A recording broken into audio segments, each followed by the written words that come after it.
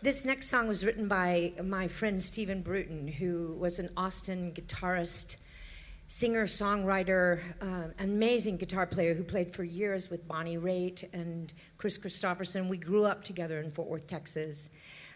I was a year ahead of him in high school, but we were the same age. And he used to like to tease me that I was the older woman, which I was not. And he was a charming guy and just a tremendous guitar player, and also became an actor and was in some films like The Alamo and such. And we were very, very close friends. In fact, his father, Sumter Bruton, owned this big record store in Fort Worth called Record Town, where we all got access to world music, and we were all hung out there, and all the musicians in town, and we were very good, close friends of T-Bone Burnett as well. It was like a little group of kids growing up, listening to music together and being inspired by one another. And so after 9/11, well, like everybody, we were so deeply affected by that horrible experience, and I felt really lost, and I lost any sense of purpose, any sense of vision. I didn't know what to do with myself, and so I was reaching out to all my old friends that I loved and I just wanted to connect with, and I called Stephen one evening and just burst into tears. I didn't mean to. I was just calling to tell him I loved him, and I just burst into tears. And I said, "Oh, Stephen, I've just lost my way. I have no sense of purpose. I don't know what to sing anymore. I don't know what to do. Would you come to New York and help me find music that inspires me?" And he immediately set everything aside in his schedule in Texas and flew to New York City and helped me put together this new band and taught me all these wonderful new songs. And it was just an incredible creative experience. We put this collection together called Deep in the Heart, and we presented it at the Bottom Line. It was very successful, and then we presented it again at Feinstein's at the Regency, and then we orchestrated it for symphony orchestra and did it at the Bass Hall in Fort Worth.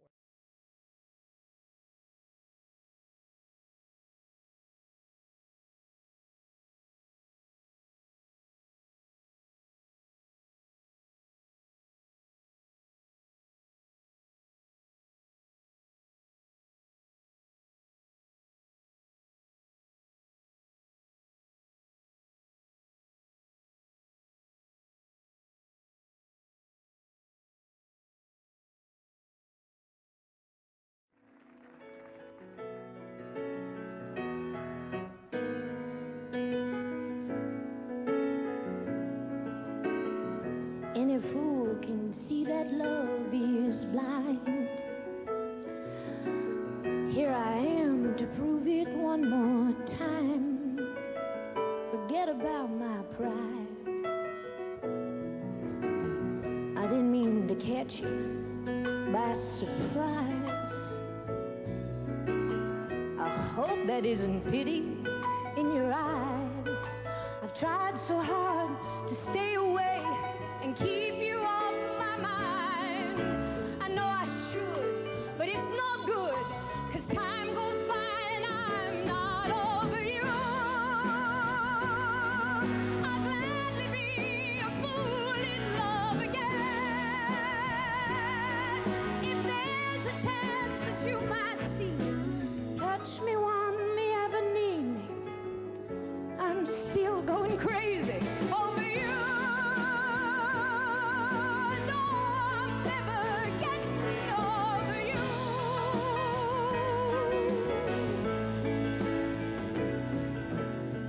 One more cup of coffee, then I'll go. But there's one more thing I think you ought to know. The days go by, nothing's changed. I'm still here for the taking. Just a touch would mean so much to one whose heart is breaking over you. I'll gladly be a fool in love again. If there's a chance that you might see me, touch me, want me, ever need me, I'm still going crazy over you. I know I'm never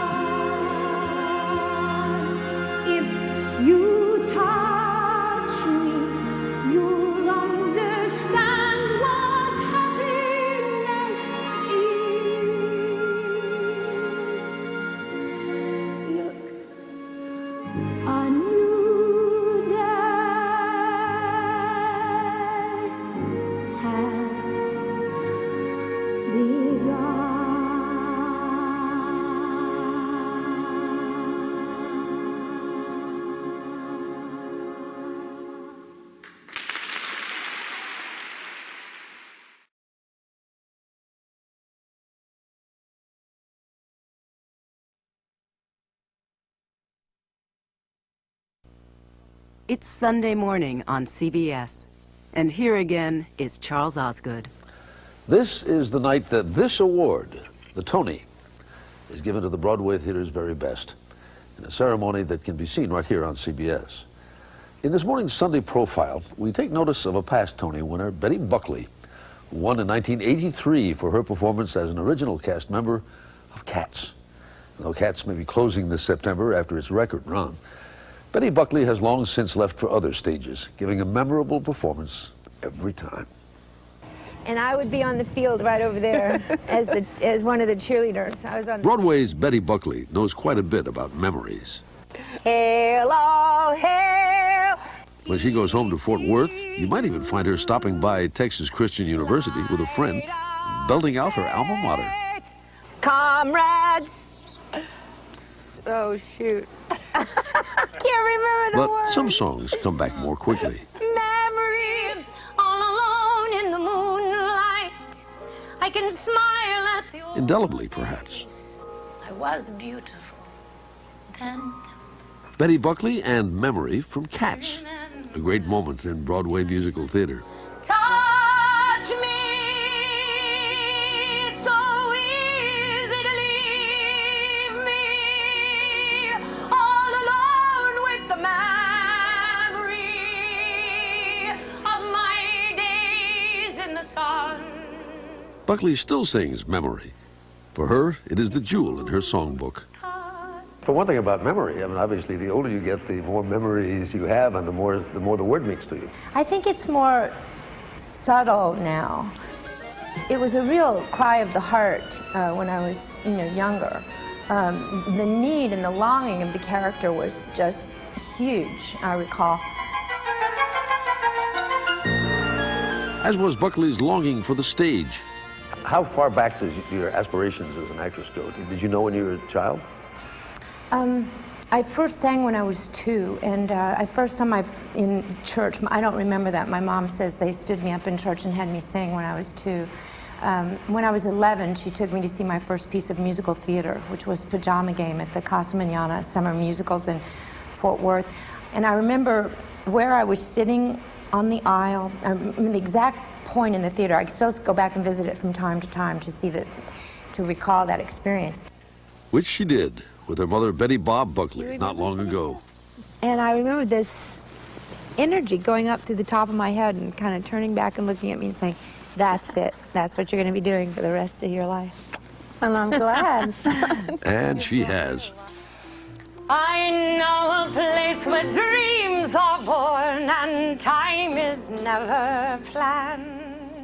It's not. With fierce determination, Buckley studied and worked her way onto the stage. She did a stint as Miss Fort Worth. Never doubting her talent, she was on her way to a show business career, but not without obstacles, including the objections of her father, a strict military man. Was he entirely supportive of the idea of going into show business? No, he was completely opposed to my being an actress. He thought that I had a fine mind, and he really stressed education, and he thought it was a very superficial business and gave my mother a very rough time about her love and fascination with show business, and did everything he could to stop me. Buckley's strong-willed mom, a former dancer and public relations executive, knew there was little that was going to stop Betty. Well, I knew she had a lot of pizzazz, I think. I knew she was capable of doing whatever she wanted to do. One of Buckley's first roles in Fort Worth was in Gypsy, as Dainty June, the daughter of Mama Rose, the theater's quintessential stage mother. When I played Dainty June, I watched our Mama Rose very carefully, and I thought, I will play this role someday. I will do this part. You'll be swell, you'll be great. It all came full circle 35 years later at New Jersey's Paper Mill Playhouse, when she played Mama Rose. Everything's coming up roses. Had she been an understudy for the role her whole life? That is an ongoing debate for mother and daughter.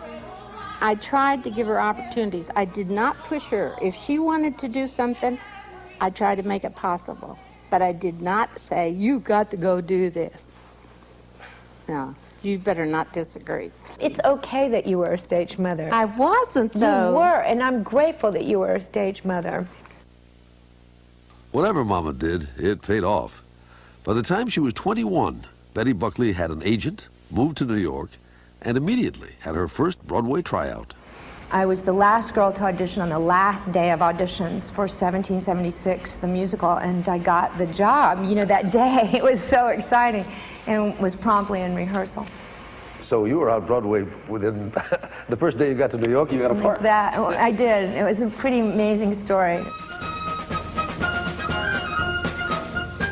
1776 was a hit, and other stage roles followed.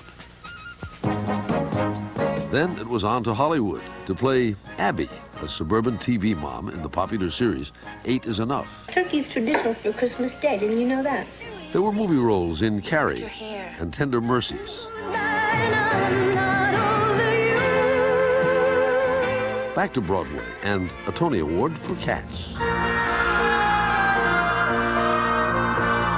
She is right there at the top. I mean, whomever you think of as great, she is the equal thereof. John Simon of New York Magazine is one of the theater's toughest critics. Betty Buckley meets his high standards. The really great singers, of whom there are not many, sing from the gut.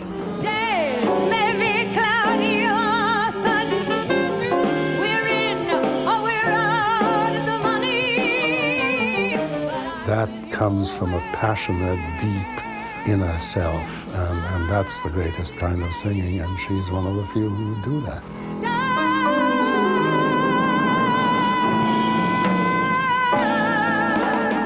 Not all Buckley's memories are golden.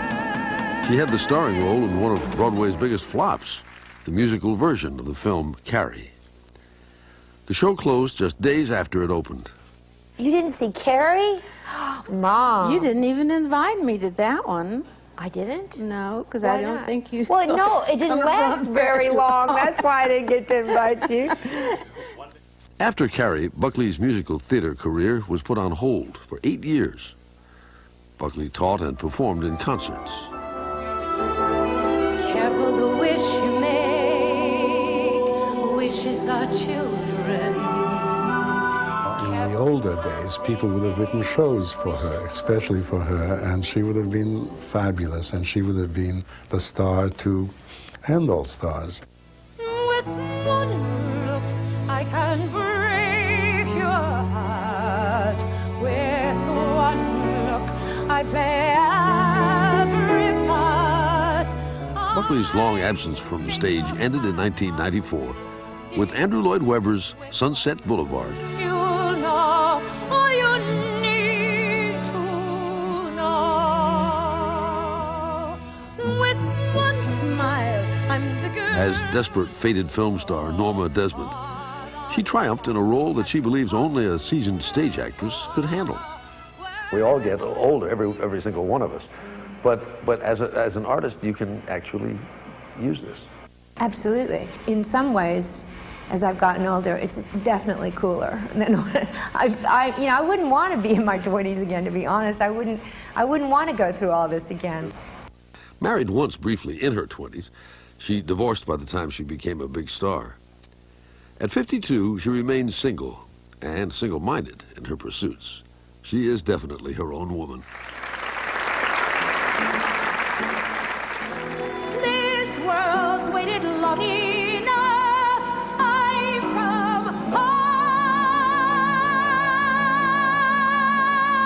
at last. When she does go home to Fort Worth, as she did for a recent concert at the Bass Performance Hall, Buckley is assured and confident. So watch me fly, we all night can do it. Judy, darling. Love you. Good to see you. And deeply moved by the impact of performance for the hometown folks who share her memories. I suddenly felt incredibly vulnerable before I went on stage. Thanks for being here. Mwah. Just love you. So much has happened here, you know, and you want to be as perfect as you can be for them. And I'll buy you a priceless jewel, cloth of brocade and cruel, and I'll love you for life if you will sing. I think Oprah Winfrey's got her studio here for Oxygen now, and Martha Stewart's got some new TV studios here. And Today, Betty Buckley is on the move and has just released an album, Heart to Heart. Love songs sung her way.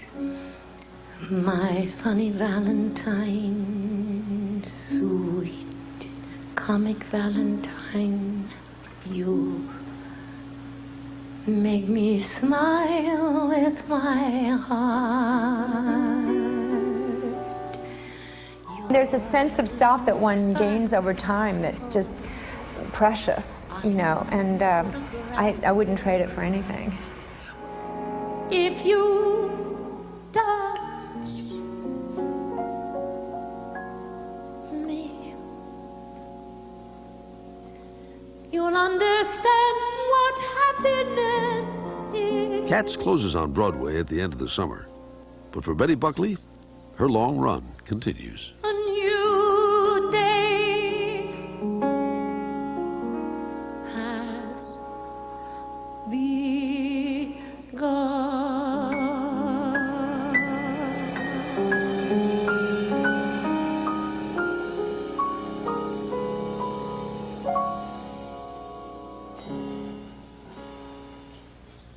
Ahead, we ship out on a Sunday morning diversion.